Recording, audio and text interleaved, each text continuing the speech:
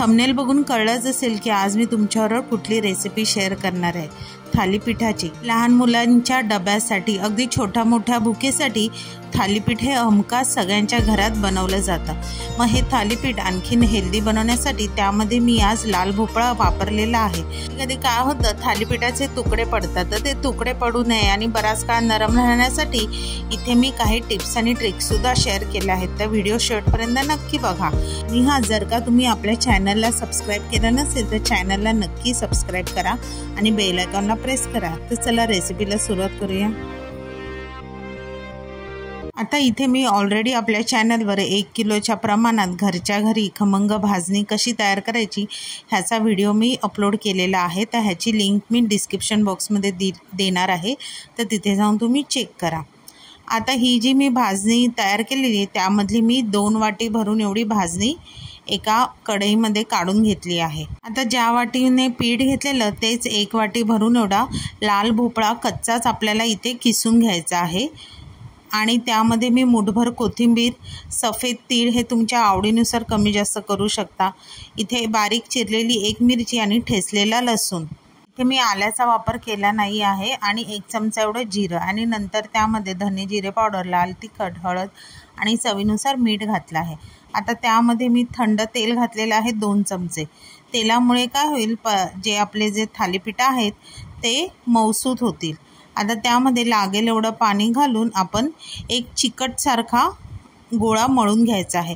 आता इथे एक तुम्ही लक्षात ठेवा की आपल्याला हे घट्ट भिजवायचं नाही आहे। थालीपीठाचं पीठ घट्ट भिजवल्यामुळे काय होतं, थालीपीठाचे तुकडे पडतात, म्हणजे थालीपीठ थंड झालं की त्याचे तुकडे पडतात। जर का तुम्ही असं चिकट पीठ भिजवलं तर थालीपीठ हे बराच काळ मऊसूत राहतं आणि त्याचे तुकडेसुद्धा पडत नाही। आता हे बघा, व्हिडिओत दाखवल्याप्रमाणे आपल्याला हे थालीपीठाचं जे पीठ आहे ते एवढं चिकट मळायचं आहे। आता इथे मी लाल भोपळा वापरल्यामुळे कांदा घातलेला नाही आहे। बिना कांद्याचं सुद्धा थालीपीठ अगदी सुरेख लागतं। जर तुम्हाला हवं असेल तर इथे एक मोठा कांदा बारीक चिरून घालू शकता। थालीपीठ भाजण्यासाठी इथे मी स्वच्छ असा एक रुमाल ओला केलेला आहे आणि त्यावर पुन्हा आपल्याला थोडं पाणी शिंपडायचं आहे आणि एक पिठाचा गोळा घेऊन त्यावर सफेद तीळ आणि पुन्हा पाण्याच्या हाताने आपण हे थालीपीठ थापायचं आहे।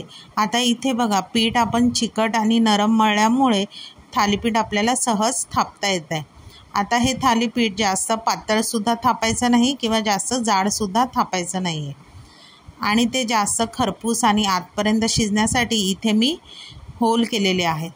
आता तवा आपला चांगला कडकडीत गरम हवा, बारीक गॅसवर आपण आता हे थालीपीठ खरपूस दोन्ही साईडने भाजून घ्यायचा।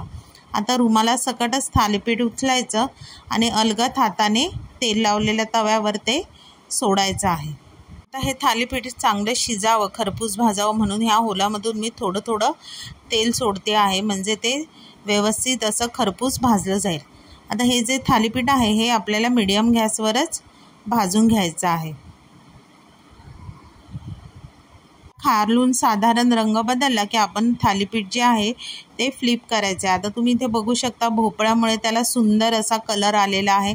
माझ्या किचनमध्ये खमंग असा सुवाससुद्धा दरवळत आहे। आता असं जसं आपण वरच्या बाजूने भाजलं तसंच आपण ही खालची बाजूसुद्धा खरपूस भाजून घ्यायची। आता एक थालीपीठ भाजायला जवळजवळ मला 7 ते 8 मिनटं लागलेलं आहे। आता अशाच प्रकारे आपण उरलेले थालीपीठसुद्धा भाजून घेऊया। आता अशाच प्रकारे थालीपीठ भाजण्यासाठी तुम्ही केळीच्या पानाचा सुद्धा वापर करू शकता। आता तुम्ही इथे बघू शकता माझे थालीपीठ भाजून झालेले आहे। किती सुंदर आणि खमंग दिसत आहेत, वाटतात की नाही लगेच बघता क्षणी खावेसे। आता हे थालीपीठ तुम्ही गोड दही, लोणचं, सॉस किंवा एखादी चटणी ह्याबरोबर हे थालीपीठ अगदी सुंदर लागतात। जर तुम्हाला ह्यामध्ये वेगळ्या प्रकारच्या भाज्या म्हणजे गाजर, बीट, असं पालक असं काही घालायचं असेल ते सुद्धा तुम्ही घालू शकता।